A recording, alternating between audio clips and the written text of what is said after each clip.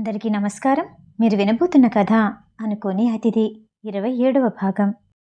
Deepali pregnant అన్న విషయాన్ని అశ్వథ్ తన తాతయ్య రఘువీర్కి మాత్రమే చెప్పాడు. మీడియాకి దగ్గరగా ఉన్న వాళ్ళకి చేరిన వార్తని బట్టి దీపాలికి ఇంకా పిల్లలు పుట్టరని అనుకున్నారు. రెండో రోజు అశ్వథ్ తోడు ఉండగా దీపాలి సెట్టుకి బయలుదేరింది. హాస్పిటల్లో ఏర్పాటు చేసిన భరత్ మనుషుల్లో ఒకరు అతనికి ఫోన్ చేసి డాక్టర్ బయటికి వెళ్తున్నారని ఏదో అనుమానంగా అనిపిస్తుంది అని చెప్పటంతో అదే విషయాన్ని అశ్వథ్కి చెప్పి వెంటనే బయలుదేరాడు భరత్. ఉదయం 11 అవుతున్న వేళ ఆ చిన్న కెఫేలో కూర్చున్న డాక్టర్ ఎవరి కోసమో ఎదురు చూస్తూ ఉంది. కార్ని దూరంగా ఆపి కళ్ళకి సన్ గ్లాసెస్ పెట్టుకుని డాక్టర్ని పరీక్షగా చూస్తున్నాడు భరత్.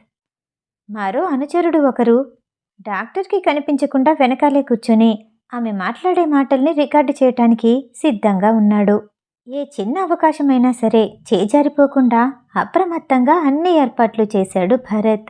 డాక్టర్ టెన్షన్గా చేతికున్న వాచి వైపు చూసుకుంటూ బ్యాగ్లో నుండి పదే పదే తన మొబైల్ తీసి ఏదైనా మెసేజ్ వచ్చిందేమోనని చెక్ చేసుకుంటోంది.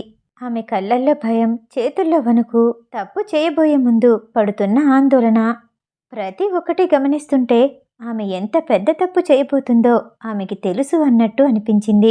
10 నిమిషాల నిరీక్షణ తర్వాత ఎవరో క్యాబ్లో నుండి దిగారు. దిగింది ఆడమనిషి అని తెలుస్తోంది. మొహానికి మాస్క్ ఉండటం వల్ల ఎవరో అర్థం కాలేదు భరత్కి. ఆమె తిన్నగా వెళ్ళి డాక్టర్ ముందు కూర్చున్నాక తన మనుషులతో మాట్లాడి కెఫేని మొత్తం తన ఆధీనంలోకి తీసుకున్నాడు భరత్. అక్కడక్కడ టేబుల్ మీద కూర్చున్న 2-3 భరత్ మనుషులే కాబట్టి వాళ్ళిద్దరూ ఏం మాట్లాడుకుంటున్నారో వినటానికి అందరూ సిద్ధంగా ఉన్నారు. ఆ ఇద్దరు కనిపించకుండా చేస్తున్న పనులని వీడియో కాల్ ద్వారా భరత్ చూస్తూనే ఉన్నాడు. సార్, టార్గెట్ చాలా దగ్గరగా ఉంది, పట్టుకోమంటారా? భరత్ని ఒకరు అడిగేసరికి అప్పుడే వద్దు, లోకానికి ఇదంతా తెలియాలంటే మనకి సాక్ష్యాలు కావాలి, అవి దొరికే వరకు నిశ్శబ్దంగా ఉండు అని భరత్ చెప్పటంతో అడిగిన వ్యక్తి ఒక అడుగు వెనక్కి వేశాడు. బ్యాగ్లో నుండి డబ్బుని తీసి జాగ్రత్తగా ఎవ్వరికీ కనిపించకుండా టేబుల్ పక్క నుండి డాక్టర్కి అందించింది కేశవి. పని పూర్తయ్యాక మిగతాదిస్తాను. దీని గురించి ఎవరికైనా తెలుసా? అడిగింది కేశవి. నోనో, ఇవన్నీ అందరికీ చెప్పే విషయాలు కాదు, ఎవ్వరికీ తెలీదు. మీ మీద నమ్మకం కుదిరింది, చేతికి డబ్బు అందింది, మీ పని పూర్తవుతుంది అని నమ్మకంగా చెప్పింది డాక్టర్.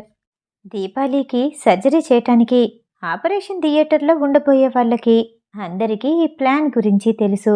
అదే నమ్మకంతో ఈ విషయం గురించి ఎవ్వరూ ఏమీ బయటికి మాట్లాడరన్న భరోసాతో దృఢంగా చెప్పింది డాక్టర్. కేశవి వంకరగా నవ్వి, అఫ్కోర్స్, అందుకోసమే ఈ పనికి మిమ్మల్ని ఎంచుకున్నాము అని తృప్తిగా అంది కేశవి. మరికొంతసేపు మాట్లాడిన తర్వాత వచ్చిన దారినే వెళ్ళిపోయింది. కేశవి అలా వెళ్ళిందో లేదో భరత్ 1 నిమిషంలో కెఫేకి చేరుకున్నాడు. బ్యాగున్న డబ్బుని తీసుకుని బయటికి వెళ్ళబోతూ ఉండగా ఆమె ఎక్కడికి కదలకుండా ఆమె చుట్టూ భరత్ మనుషులు నిలబడ్డారు. కెఫే ముందు క్లోజ్డ్ అన్న బోర్డుని ఉంచి అందులో పనిచేస్తున్న వాళ్ళందరూ మరో గదికి వెళ్ళి తలుపు వేసుకున్నారు. డాక్టర్కి ఏమీ అర్థం కాలేదు. చుట్టూ అయోమయంగా చూస్తూ ఉండగా భరత్ వచ్చి డాక్టర్ ముందు నిర్లక్ష్యంగా నిల్చున్నాడు. అతన్ని చూస్తూ కంగారు పడిన డాక్టర్, మిస్టర్ భరత్, ఏంటిదంతా? భయాన్ని మొత్తం లోపలే దాచేసి అడిగింది డాక్టర్. డాక్టర్, నేను అడగాల్సిన ప్రశ్నలు మీరు అడుగుతున్నారు. ఏం జరుగుతుంది ఇక్కడ? టేబుల్ మీద చేతులు పెట్టి ముందుకి వంగుని అడిగాడు భరత్. మిస్టర్ భరత్, మీరెంతో మంచి వాళ్ళనుకున్నాను. ఒక డాక్టర్తో ప్రవర్తించాల్సిన తీరు ఇదేనా? చుట్టూ ఉన్న వాళ్ళని చూస్తూ భయపడుతూ అడిగింది డాక్టర్. ఆమె నటన చూస్తుంటే భరత్కి అసహనంగా అనిపించింది. పక్కనే టేబుల్ మీదున్న గాజు బాటిల్ని తీసుకుని పగలగొట్టి ఆమె గొంతు మీద పెట్టి, ఇప్పుడు ఒక ఆట ఆడుకుందాం. ఇది లోపలికి దిగుతుంది. మీ కుట్లు మీరు వేసుకోగలుగుతారా? ఎలాగూ నరాలు తెగిపోతాయి, ఆ రెండింటినీ ముడివేయగలుగుతారా? కనుబొమ్మలు పైకంటూ ఆమె వైపు కోపంగా చూస్తూ అన్నాడు భరత్. డాక్టర్కి భయంగా అనిపించింది. పగిలిన గాజు పెట్టిన చోట రక్తం కారుతున్నట్టు అనిపించింది. అది, మీరు దేని గురించి మాట్లాడుతున్నారు? డాక్టర్ మొండిగా మాట్లాడేసరికి భరత్ ఆ గాజు పెంకుని మరింత లోపలికి దించాడు. డాక్టర్, నేనెప్పుడు ఆడవాళ్ళని చంపలేదు. ఇంకా ఆలస్యం చేయటం ఎందుకు? ముహూర్తం కూడా బాగుంది. మీతోనే ముందు మొదలు పెడతాను. అంటూ ఒక రకంగా నవ్వాడు భరత్. డాక్టర్కి చాలా భయంగా అనిపించింది. జరిగిన విషయాన్నంతా చెప్పింది. ఓకే, సర్జరీ చేయటానికి డబ్బు తీసుకున్నారు. కానీ సర్జరీ ఏంటి? ఏం చెయ్యాలనుకున్నారు? భరత్ అడగటంతో, అది మిస్ దీపాలికి గర్భసంచి తీసేయమన్నారు అని భయపడుతూ చెప్పింది డాక్టర్. అది వినగానే భరత్ షాక్ అయ్యాడు. ఇంత క్రూరంగా ఆలోచిస్తున్నారా? ఒక డాక్టర్ స్థానంలో ఉండి నీకులాంటి మరో స్త్రీకి ఇలాంటి పని చెయ్యాలని ఎలా అనిపించింది? చంపెయ్యాలి అన్నంత కోపంగా చూస్తూ ఆమెకి మరింత దగ్గరగా వస్తూ అన్నాడు భరత్. డాక్టర్ ఏమీ మాట్లాడకపోయేసరికి, ఇంకా ఇందులో ఎవరున్నారు? ఈ ఆలోచన ఎవరిది? కొనతెలిన గాజు పెంకిని ఆమె మెడ మీద నుండి తీస్తూ కోపాన్నంతా పిడికిల్లో బిగించి అడిగాడు భరత్. అదంతా కేశవి అత్తగారైన భావన ఐడియా. ఆవిడే మొదట నాతో మాట్లాడారు. ఆ తరువాత ఈ పనికి ఒప్పుకున్నాక మిస్ కేశవితో మాట్లాడాను. చుట్టూ ఉన్న వాళ్ళందరినీ చూస్తూ భయంగా చెప్పింది డాక్టర్. భరత్ వెంటనే అశ్వథికి ఫోన్ చేసి జరిగిన విషయాన్నంతా చెప్పాడు. బాస్, ఈమెని బంధించి తీసుకురమ్మంటారా? భరత్ ఫోన్లో మాట్లాడింది వినగానే డాక్టర్కి గుండె జల్లుమంది. ఓ అడుగు వెనక్కి వేసి 2 చేతులు జోడించి క్షమించమన్నట్టు చూస్తూ ఉండగా, అలాంటిదేమీ వద్దు. ఈ విషయంలో ఇన్వాల్వ్ అయిన ప్రతి ఒక్కరి పేరు నాకు కావాలి. ఆ డాక్టర్ని మనము వాడుకొని ఈ ఆపరేషన్ పూర్తయినట్టు చెప్పించాలి. కేశవి ఎలాంటిదో ఆ కుటుంబానికే కాదు, ప్రతి ఒక్కరికి తెలియాలి. అప్పుడే నా దీపాలి మీదకి దాడి చేయటం ఆపేస్తుంది. బ్రతికుండగానే చంపెయ్యాలి. పూర్తిగా చావలేక బ్రతకాలి అని కోపంగా అనగానే డాక్టర్ వైపు చూశాడు భరత్. ఆమెకంతా అర్థమైనట్టు తల ఊపింది. ప్రాణాలతో ఉన్నాను చాలు అనుకుని డాక్టర్ బయటకొచ్చేసిన తర్వాత భరత్ వెంటనే షూటింగ్ జరుగుతున్న స్పాట్కి వెళ్ళి అశ్వథ్ పక్కన నిల్చున్నాడు. అశ్వథ్ ఏం చెయ్యాలో తన ఆలోచన ఏంటో పూర్తిగా వివరించిన తర్వాత భరత్ పెదవుల మీద పెద్ద చిరునవ్వు మెదిలింది. బాస్ స్కెచ్ చేశారంటే ఏం జరుగుతుందో ఎవ్వడూ ఊహించలేడు. తెలిసేలోపు అంతా జరిగిపోతుంది అని మనసులోనే అనుకున్నాడు భరత్. దీపాలికి ఒక సీన్ పూర్తయ్యాక అశ్వథ్ వైపు వస్తూ ఉండగా పక్కనే ఉన్న భరత్ని చూసి ఇన్వెస్టిగేషన్ పూర్తయింది అనుకుంది. ఉత్సాహంగా అశ్వథ్ దగ్గరకొచ్చి ఎవరో తెలిసిందా అని ఆతృతగా అడిగింది. అశ్వథ్ తల ఊపి ఇంకెవరు, కేశవి అని అనగానే "ఆ, ఊహించాను" అని చిన్నగా అంటూ తల ఊపింది. కానీ ఇదంతా ఎందుకు, ఏం చెయ్యాలనుకుంది అని మళ్ళీ ప్రశ్నించింది దీపాలి. అశ్వథ్ ఏమీ దాచాలి అనుకోలేదు. ఆమె గర్భసంచి తీయించే విషయం గురించి మొత్తం చెప్పాడు. కానీ మనం అదే హాస్పిటల్కి అదే సమయానికి వెళ్తామని ఆమెకెలా తెలుసు అని దీపాలి అడగగానే భరత్ తను ఊహించింది చెప్పాడు. మేబీ మీ చెకప్ కోసం సార్ పంపించారని నేను హాస్పిటల్కి వెళ్ళాను. అప్పుడు ఆమె చూసుండొచ్చు. కానీ మీరు వేరే హాస్పిటల్లో టెస్ట్ చేయించుకోవటం మంచిదయింది అని చెప్పిన భరత్ అశ్వథ్ వైపు తిరిగి, సార్, జస్ట్ క్యూరియాసిటీతో అడుగుతున్నాను. ఆమె ఇదంతా ఎందుకు చెయ్యాలి అనుకుంది? దీనివల్ల లాభం ఏంటి అని అడిగాడు.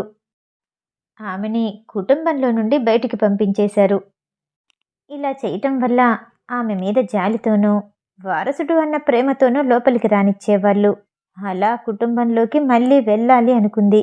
నెమ్మదిగా కుటుంబంలోకి చేరాక తనకి కావలసిన వ్యాపారాన్ని కూడా చేజిక్కించుకోవడానికి ప్రయత్నించొచ్చు అని ఆలోచిస్తూ అంచనా వేశాడు అశ్వథ్. కేశవి గురించి బాగా అర్థం చేసుకున్నారు. తను అలానే చేస్తుంది అని దీపాలి అంటుండగా సెకండ్ షాట్ రెడీ అనటంతో అటువైపు వెళ్ళిపోయింది దీపాలి. ఇదిలా ఉండగా కేశవి తన ప్లాన్ సక్సెస్ అవుతున్నందుకు ఇంటికి ఆనందంగా చేరుకుంది. దీపాలి తల్లి అనిత కుటుంబ బాధ్యతలు చూసుకుంటూ 15 రోజుల పాటు విదేశాలకి వెళ్లటంతో తను తిరిగొచ్చే వరకు తన బాధ్యతనంతా భానుశర్మకి అప్పగించింది. ఈ 15 రోజుల పాటు పని చేస్తున్న వాళ్లతో పాటు వ్యాపారంలో జరిగే చిన్ని చిన్ని మార్పులని అనితకి ఫోన్ చేసి అన్నీ చెప్తూ ఆమె సహాయంతో చక్కగా నిర్వర్తించాడు. 15 రోజులు పూర్తవటంతో ఇంటికి తిరిగొచ్చింది అనిత. హాల్లోకి అడుగు పెడుతూ ఉండగానే సోఫాలో కూర్చున్న కేశవిని చూసి మొదట షాక్ అయింది. మరెక్కడికైనా వచ్చానేమోనని అనుమానంగా చూసింది. కేశవి ఆమె వైపు నవ్వుతూ చూస్తుండగా, నువ్విక్కడేం చేస్తున్నావు అని కోపంగా అడిగింది. ఇంట్లో పనిచేస్తున్న మెయిన్ సర్వెంట్ పరిగెత్తుకుంటూ వచ్చి, అమ్మ, పెద్దయ్య గారు తీసుకొచ్చారు అని చెప్పి పక్కకి జరిగి తలదించుకుంది. ఆంటీ, నేను మిమ్మల్ని క్షమార్పణలు కోరుకుంటున్నాను. మిమ్మల్ని దీపాలిని చాలా ఇబ్బంది పెట్టాను. అలా నేను చేయటం తప్పే. ఇంకెప్పుడు అలా ప్రవర్తించను. నేను మారిపోయాను. సోఫాలో కూర్చున్న కేశవి లెగిసి నిల్చొని అంది. అనిత చూపు ఆమె పొట్ట మీదకి మళ్ళింది. నేనడుగుతున్నది ఇక్కడ నువ్వేం చేస్తున్నావు అని అంటూ పక్కనే ఉన్న సర్వెంట్ని చూసి, ఆమెని చెక్ చేశారా? అది నిజమైన గర్భమేనా? లేదంటే ఈ ఇంట్లోకి రావటానికి సినిమాలో నటిస్తున్నట్టు పెట్టుడు గర్భాన్ని ధరించొచ్చిందా అని అంటూ ఉండగా ప్రతాప్ శర్మ తన గదిలో నుండి బయటకొచ్చి అనిత మాటలు విని, కడుపుతో ఉన్న అమ్మాయితో అలా మాట్లాడటం మంచిది కాదు అని చాలా సౌమ్యంగా అన్నాడు. మావయ్య, కానీ ఈ ఇంటి కుటుంబ బాధ్యత నాకిచ్చారు. అలాంటప్పుడు ఈ ఇంట్లో ఎవరు ఉండాలో ఎవరు ఉండకూడదో నిర్ణయించాల్సింది నేను. మీరు ఒక్కసారైనా నన్ను అడగకుండా ఇలా ఇంటికి తీసుకురావటం ఏమీ బాలేదు అని అనిత అనగానే ప్రతాప్ శర్మ ఏమీ మాట్లాడలేదు. మీకు ఆమె మీద జాలి ఉండొచ్చు, ఏదైనా చెయ్యాలి అనిపించొచ్చు, కానీ ఇంట్లో ఉంచాల్సిన అవసరం లేదు. బయట ఏదైనా ఏర్పాటు చేయండి. ఆమె లగేజ్ తీసుకెళ్ళి బయట అవుట్ హౌస్లో పెట్టు అనిత చెప్పగానే సర్వెంట్ లోపలికి వెళ్తూ ఉండగా, అదేం పర్వాలేదు, నేను నా లగేజ్ తీసుకుని వెళ్ళిపోతాను. తలదించుకొని బాధగా నిలబడ్డ కేశవిని చూడగానే ప్రతాప్ శర్మకి బాధగా అనిపించింది. కన్నీళ్లు కారుస్తూ ఓ అడుగు ముందుకు వేసిన కేశవి ఒక్కసారిగా కళ్ళు తిరిగి కింద పడిపోయింది. సర్వెంట్ ఒక్కడుగులో ముందుకు వచ్చి పడిపోయిన ఆమెను లేపి నెమ్మదిగా తీసుకెళ్లి సోఫాలో కూర్చోపెట్టింది. అమ్మా అనిత, ఈ కుటుంబ బాధ్యత నీకిచ్చాను. నేను ఒప్పుకుంటాను. నీకు చెప్పకుండా ఇంటికి తీసుకురావటం తప్పే. కానీ కడుపుతో ఉంది, బాధపడుతుంది. తన తప్పు తను తెలుసుకుంది అని సర్వెంట్ వైపు చూసి, కేశవి లగేజ్ తీసుకెళ్లి నా రూంలో పెట్టు అని ప్రతాప్ శర్మ అనగానే కేశవికి తన స్థానం తనకి దొరికినందుకు సంతోషపడిపోయింది.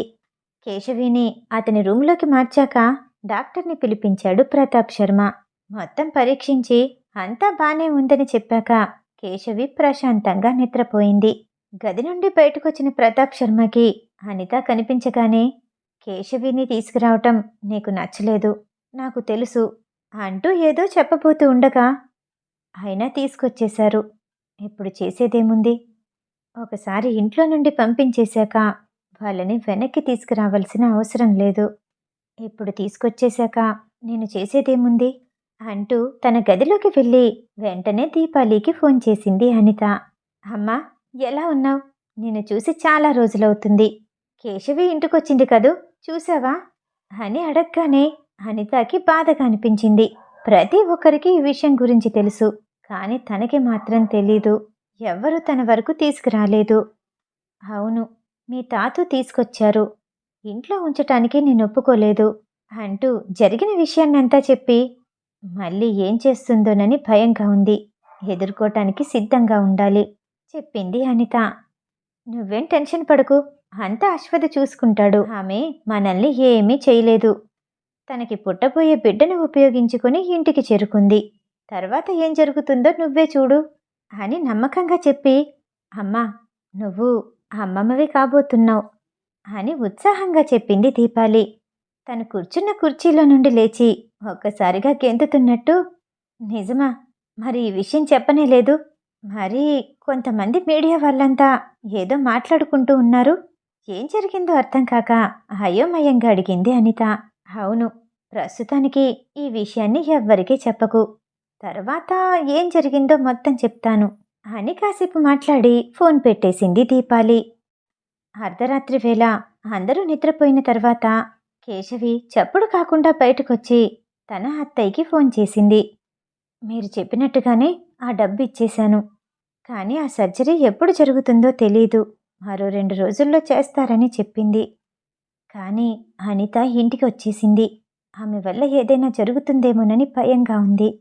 ఎవ్వరికీ వినపడకుండా గుసగుసగా చెప్పింది కేశవి.